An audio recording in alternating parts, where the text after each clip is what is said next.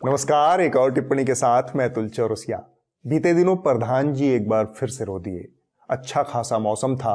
पहली बार मई के तपते महीने में पूरे देश में बारिश हो रही थी। जनता राहत की सांस ले रही थी। खुशनुमा माहौल था, लेकिन प्रधान जी रो दिए। मैं उन सभी लोगों को अपनी विनम्र श्रद्धांजलि देता हूं। उनका रोना था कि दुनिया भर के मगरमच्छों घड़ियालों की शामत आ गई। सोशल मीडिया के जीव जंतु तो लगे ही थे, लगे हाथ मीडिया वालों ने भी मगर घड़ियालों को अपने कीचड़ में घसीट लिया। अब इन लोगों को पूरी बात पता है नहीं, अल्ल-बल्ल करते रहते हैं। प्रधान जी का मगर और घड़ियालों से बहुत पुराना याराना है। बाल नरेंद्र वडनगर में मगर के बच्चे पकड़कर घर लाते थे, फिर उसे छोड़ आते थे। मगर और घड़ियालों से ये दोस्ती कहीं तो काम आनी ही थी। तालाब में गए, एक क्रोकोडाइल का बच्चा देखा, तो हम पकड़ के घर ले आए। तो हमारी माता जी ने कहा नहीं, ये तो पाप है, हम ये नहीं कर सकते, हमने इस करना नहीं चाहिए, जाओ वापिस छोड़ के आ जाओ। तो वापिस गए, छोड़ के आ गए। 7 साल में प्रधान जी 8 बार रो चुके हैं, यानी औसतन 1 साल में वो 1 से सवा बार रोते हैं। बरवक्त रोने के मामले में उनसे आगे सिर्फ एक ही नेता है, आडवाणी जी। कुछ लोगों का स्वभाव होता है रोते रहना। लेकिन इस बार प्रधान जी को लेकर जनता इतनी आश्वस्त थी कि लगभग समूचा जम्बूद्वीप कई दिनों से उम्मीद लगाकर बैठा था। अभी आ जाएंगे, अभी आप अब बस थोड़ा सा इंतजार कीजिए। बस अब देखिए, आप लाइट कैमरा एक्शन शुरू होने वाला है, बस थोड़ा इंतजार कीजिए। अभी रोएंगे आके टीवी पे आके रो देंगे, पूरा देश का चैनल चलाने लगेगा, सब भावुक हो गए, सब रोने लगे, सब बस चलो ताली थाली बजाओ। उम्मीद का आलम यह था कि फेसबुक पर उनके ताजा रोनपट वाले वीडियो को जनता ने लाइक, लव या फिर डिसलाइक से ज्यादा हाहा वाले इमोटिकन से सलामी दी है। अब देश के प्रधान जी के आचार व्यवहार को जनता हाहा के नजरिए से क्यों देख रही है, यह मौजूदा दौर के समाजशास्त्रियों, मनोविज्ञानियों के लिए शोध का विषय है। खैर, यह तो हुई तात्कालिकता, लेकिन हम लोगों के आदरणीय और वरिष्ठ पत्रकार हैं प्रियदर्शन जी।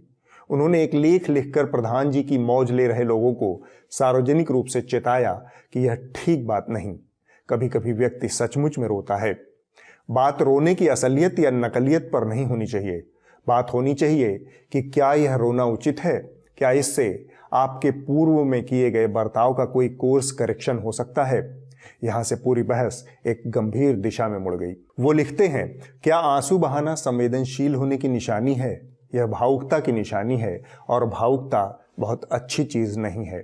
भावुक लोग अक्सर तर्क का साथ छोड़कर भावनाओं में बह जाते हैं। 1984 में जो लोग इंदिरा गांधी की हत्या पर आंसू बहा रहे थे, वही लोग बाद में सिखों को राक्षसों की तरह मार रहे थे। 2002 में जिनके आंसू गोधरा में मारे गए कार सेवकों को लेकर रुक नहीं रहे थे, उन्हें अगले 3 महीने तक अट्टहास करते देखा जा सकता था। भावुकता स्वाभाविक है, लेकिन संवेदनशीलता विकसित करनी पड़ती है।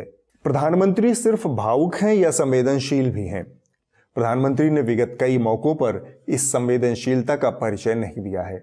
हम आपके सामने उनके रोने और उनकी हालिया गतिविधियों का एक मुख्तसर सा आंकड़ा रख देते हैं। इसके आधार पर आप तय कर पाएंगे कि असल में प्रधानमंत्री कैसे हैं, उनका व्यक्तित्व क्या है। जब लोग कोविड से मर रहे थे, तब प्रधानमंत्री क्या कर रहे थे? अप्रैल का पूरा महीना कोविड के भयानक फैलाव का महीना था। 1 अप्रैल से 17 अप्रैल के बीच उनकी ट्विटर टाइमलाइन पर कोरोना से संबंधित सिर्फ 3 ट्वीट आए, जबकि इस दौरान उन्होंने सैकड़ों की संख्या में ट्वीट किए। 12 अप्रैल को उन्होंने अपनी चुनावी रैली के 15 वीडियो ट्वीट किए। इस दिन कोरोना का ग्राफ तेजी से ऊपर जा रहा था। 1,61,000 नए मामले सामने आए थे। 880 लोगों की मौत हुई थी। अगले दिन 13 अप्रैल को उन्होंने एक के बाद एक त्योहारों की बधाई दी। इस दिन 1,84,000 नए मामले सामने आए थे और 1,026 लोगों की मौत हुई थी। अब हम 17 अप्रैल पर आ जाते हैं। एक बार फिर से प्रधानमंत्री की टाइमलाइन पर चुनावी रैलियों की भरमार थी। इस दिन कोरोना के 2,61,000 मामले सामने आए थे। 1498 लोगों की मौत हुई थी। और ये वही रैली है जिसमें प्रधानमंत्री को भीड़ ही भीड़ दिख रही थी। मैं जहां देख सकता हूं, मुझे लोग ही लोग दिखते हैं, बाकी कुछ दिखता ही नहीं है। दिलचस्प है कि इस समय तक चारों तरफ से प्रधानमंत्री को रैलियां स्थगित करने, स्वास्थ्य व्यवस्था पर ध्यान देने की सलाह दी जा रही थी। यह वो समय है जब पूरे देश से ऑक्सीजन की किल्लत, दवाओं की कमी की खबरें सुनामी की तरह आ रही थी। सड़कों पर, अस्पतालों के सामने लोगों की मौतें हो रही थी। इसके बाद प्रधानमंत्री के ट्विटर टाइमलाइन पर आपको श्रद्धांजलियों की बाढ़ मिलेगी। सोली सोराबजी, मौलाना वहीदुद्दीन खान, पंडित राजन मिश्रा, शेष नारायण सिंह, अजीत सिंह और अनेकानेक लोगों को प्रधानमंत्री ने श्रद्धांजलि दी। बावजूद इसके प्रधानमंत्री 23 अप्रैल को चुनावी रैली का लोभ नहीं छोड़ सके। उन्होंने वर्चुअल रैली करके बंगाल में लोगों को इकट्ठा किया, भाषण दिया, वोट मांगा। इस दिन देश में 3,46,000 नए मामले सामने आए थे।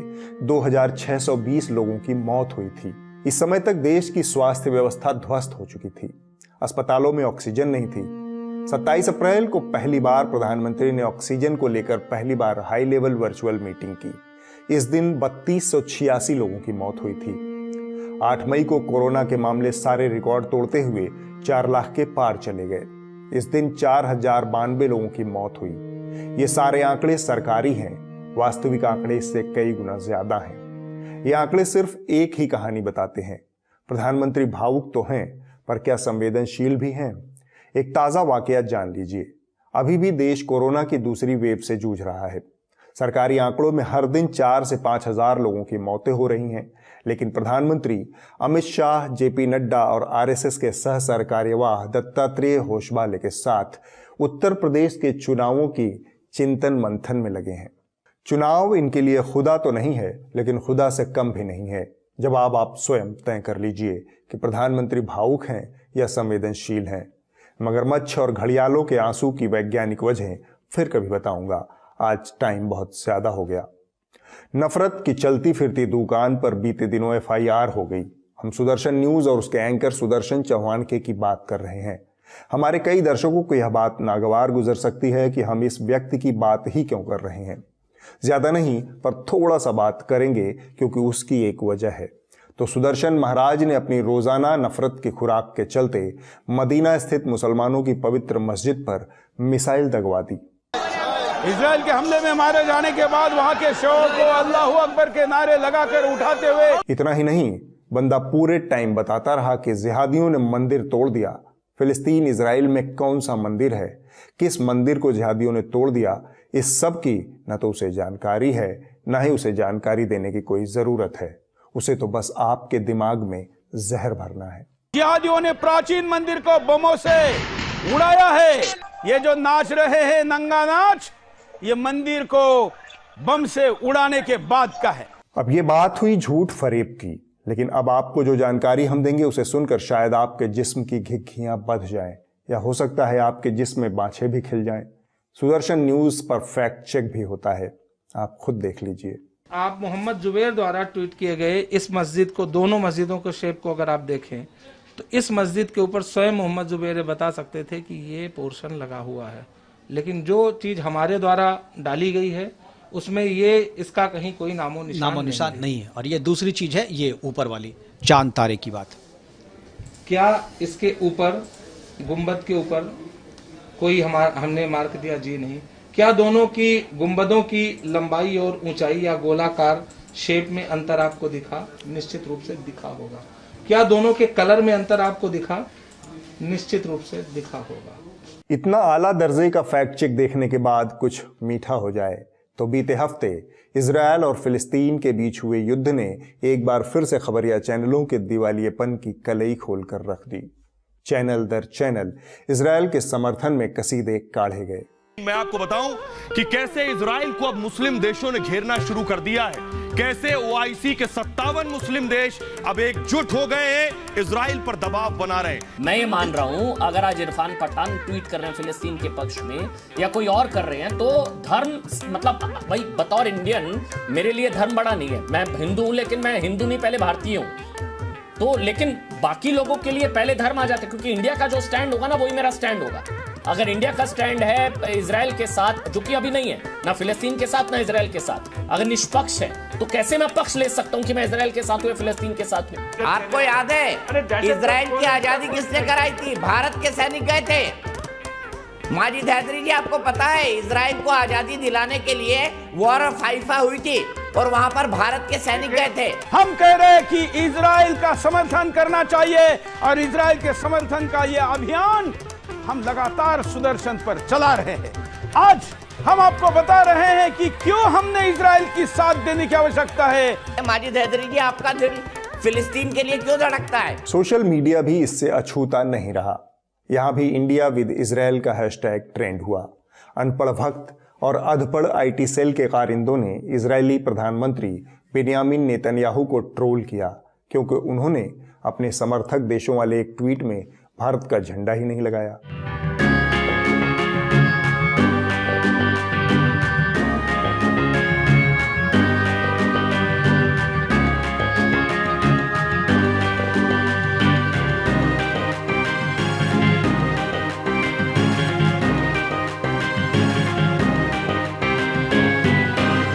पूरे हफ्ते यह खटकरम खबरिया चैनलों से लेकर सोशल मीडिया पर इसी तरह चलता रहा, लेकिन दो खास वाकये हम आपके सामने रखना चाहते हैं। एक है अमन चोपड़ा, नाम पर बिल्कुल मत जाइए, काम सिर्फ नफरती चिंटुओं वाले ही करता है।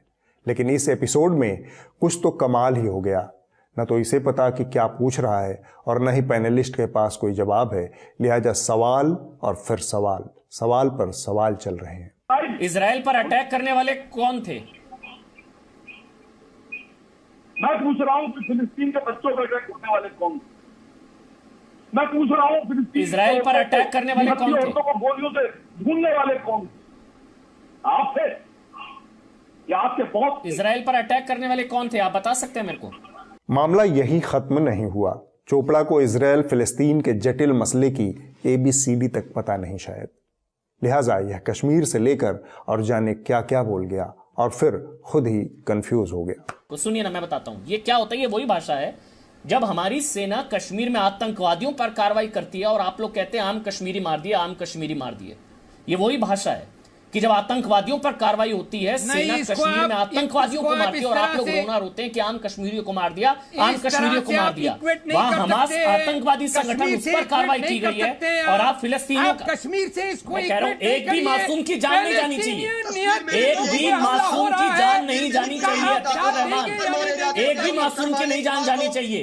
लेकिन अगर कोई आपके घर में घुसकर आपके परिवार वालों को मारेगा तो आप क्या करेंगे? सिर्फ हिंदू मुसलमान के चश्मे से देखने का यह नतीजा है, बिना किसी जानकारी या तैयारी के चोंच लड़ाने का परिणाम है। खैर, तिहाड़ शिरोमणि ने इस हफ्ते कत्ल ही कर दिया। बाबा कार्ल मार्क्स का जिक्र छेड़ दिया।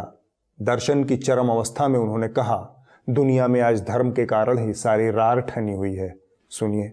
कार्ल मार्क्स ने एक बार कहा था, religion is the opium of the people. Hindi में इसका अर्थ होगा, धर्म लोगों के लिए एक अफीम की तरह है और अफीम के नशे की लत किसी को भी तबाह कर देती है। जानकार बताते हैं कि सुधीर के मुंह से यह बात सुनते ही लंदन के कब्रिस्तान में आराम फरमा रहे बाबा कार्ल मार्क्स की कब्रगाह में कुछ खलबली हुई और फिर थोड़ी देर बाद सब कुछ शांत हो गया। धरती पर सुधीर के पिछले सारे पाप कर्म धुल गए। #ज़मीन जिहाद पर ट्वीट कीजिए, जमात से निकला कोरोना का जिन, जिहाद वाला वायरस है सबसे खतरनाक। इस्लाम के 5 स्तंभ, एक शहादा, अल्लाह के सिवा कोई और परमेश्वर नहीं है, कट्टरता पर दुनिया में आर पार, राम राज्य में सभी चरित्रवान होते हैं। 2050 में भारत में होंगे सबसे ज्यादा मुसलमान। श्री राम भारत के आदर्शों में है। इजराइल फिलिस्तीन के मामले को समझने के लिए थोड़ा बारीकी में जाना होगा। फिलिस्तीन के साथ भारत के संबंधों का इतिहास बहुत पुराना है। भारत 1975 में फिलिस्तीनी मुक्ति संगठन को मान्यता देने वाला पहला गैर अरब देश था। 1988 में भारत उन शुरुआती देशों में था जिन्होंने फिलिस्तीन को बतौर राष्ट्र मान्यता दी। PLO के प्रमुख यासर अराफात को भारत में राष्ट्राध्यक्ष का दर्जा दिया जाता था। यह भारत की विदेश नीति है जिसकी जड़ें इतनी गहरी हैं कि इजरायल के प्रति नरम रुख रखने वाली मोदी सरकार ने भी हाल ही में संयुक्त राष्ट्र की सुरक्षा काउंसिल की आपात बैठक में फिलिस्तीन आंदोलन का समर्थन किया है। In conclusion, I reiterate India's strong support to the just Palestinian cause and its unwavering commitment to the two-state solution. फिलिस्तीनियों की आज़ादी और उनका अधिकार भारत का स्थायी पक्ष रहा है।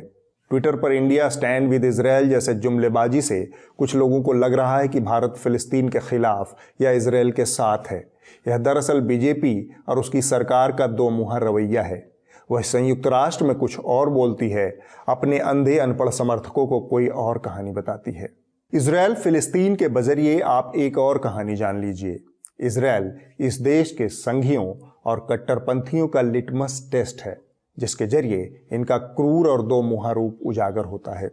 दरअसल इन्हें किसी से प्रेम नहीं है, न इजराइल से न किसी और से। इन्हें सिर्फ और सिर्फ नफरत है। आज इन्हें फिलिस्तीनियों पर बम मारने वाले इजरायली यहूदी अच्छे लग रहे हैं। कल तक इन्हें इन्हीं यहूदियों की हत्या करने वाला नाजी नेता एडोल्फ हिटलर अच्छा लगता था।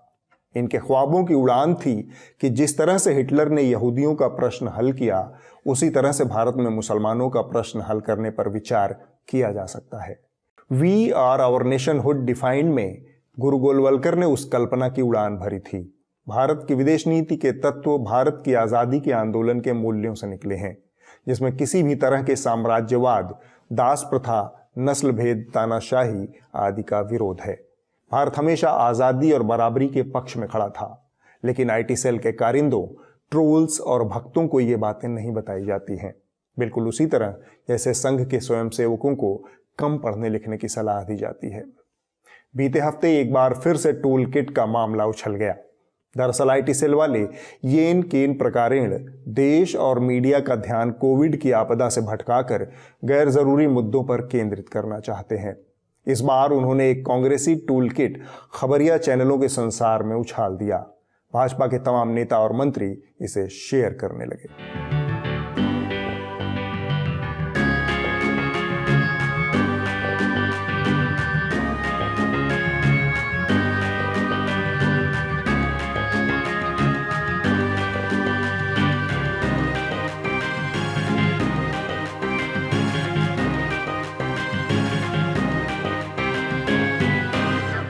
इसको लेकर भाजपा और कांग्रेस के बीच थाना पुलिस भी हो चुका है। ट्विटर ने इससे जुड़े बीजेपी प्रवक्ता संबित पात्रा के एक ट्वीट को मैनिपुलेटेड मीडिया घोषित कर दिया है, यानी तोड़ मरोड़ वाला ट्वीट। ऑल्ट न्यूज के एक फैक्ट चेक के मुताबिक जो टूल किट कांग्रेस का बताकर जारी किया गया, वह दरअसल कांग्रेस पार्टी के फर्जी लेटर हेड पर बनाया गया है। लेकिन संबित पात्रा मिट्टी के माधव हैं। अंजना ओम कश्यप एक ही बात बार बार पूछती रहीं, पर क्या मजाल की बंदा सवाल का जवाब दे दे। मोटिवेट नाम चाहते हैं। ठीक है, मैं इस पर जवाब लूंगी, उनसे मैं लूंगी जवाब, लेकिन आपने मंत्रियों वाली बात पर जवाब नहीं दिया मुझे। मैं इंतजार कर रही हूँ। पात्रा सवाल का जवाब देने के अलावा बाकी दुनिया जहान की बातें करता रहा, लेकिन जब जवाब देने पर जोर दिया गया तो भाई साहब का फोन ही कट गया। अंजना जी, मेरा फोन कट गया है, आप प्लीज जरा एक बार अपने पीसीआर को कहिए फोन करने के लिए। मैं आपका सुन पा रहा हूँ टीवी से, मगर प्लीज एक बार फोन कर ले, जवाब दे। अभी कनेक्ट करा दें। मैंने बहस की शुरुआत जिस सवाल से की थी, मामला वहीं पर घूम कर आता है। डॉक्टर संबित पात्रा, जब भी आपसे सवाल पूछूंगी यही पूछूंगी, सरकार की अकाउंटेबिलिटी की। ये देश एक बहुत मुश्किल वक्त से गुजर रहा है। तमाम मंत्री ट्वीट करते हैं टूल किट पर, लेकिन जनता तो ये पूछेगी ना कि ये तमाम मंत्री कोविड पर क्या कर रहे हैं। इस बीच उसने कई और कारनामे किए। मसलन एक मौके पर भाई अमेरिका की दुहाई देकर मोदी जी की बुराई न करने की दलील देने लगा। अमेरिका में जहां सर्वाधिक मृत्यु हुई, 6 लाख से अधिक मृत्यु हुई, वहां 1 वर्ष हो गए हैं। आपने भी आर्टिकल पढ़ा होगा, न्यूयॉर्क टाइम्स ने छापा था। रेफ्रिजरेटेड वैन्स के अंदर आज भी डेड बॉडी पड़ी हुई है, मगर वहां ना तो कोई उनका ऑपोजिशन लीडर इस पर बात करते हैं, ना कोई इस प्रकार का जघन्य फोटो छपता है। सच्चाई आप भी जान लीजिए कि किस तरह से अमेरिका के मीडिया ने तत्कालीन राष्ट्रपति ट्रंप की खिंचाई की थी।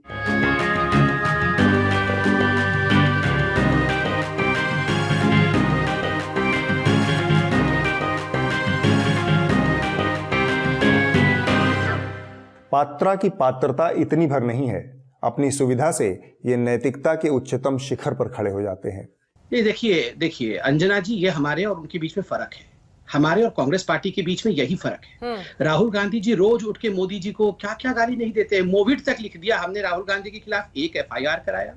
ये क्या बोले, मैं समझा नहीं। राहुल गांधी जी रोज उठ के मोदी जी को क्या क्या गाली नहीं देते हैं। मोविड तक लिख दिया हमने राहुल गांधी के खिलाफ, एक FIR कराया। अब पात्रा को आईना क्या दिखाना, फिर भी आप देख लीजिए इनका निकट अतीत कितना अश्लील और गाली गलौज से भरा हुआ है। अरे भैया, और राहुल गांधी तो इटालियन मैनिपुलेशन है, चाइनीज मैनिपुलेशन है। पूरी बात तो सुन लीजिए। ये अतिशोक्ति नहीं होगी अगर हम राहुल गांधी को झूठों का सरदार कहें। एक ऐसा शहजादा है जो कभी कभी हिंदुस्तान का शहजादा कम और पाकिस्तान का शहजादा ज्यादा नजर आता है।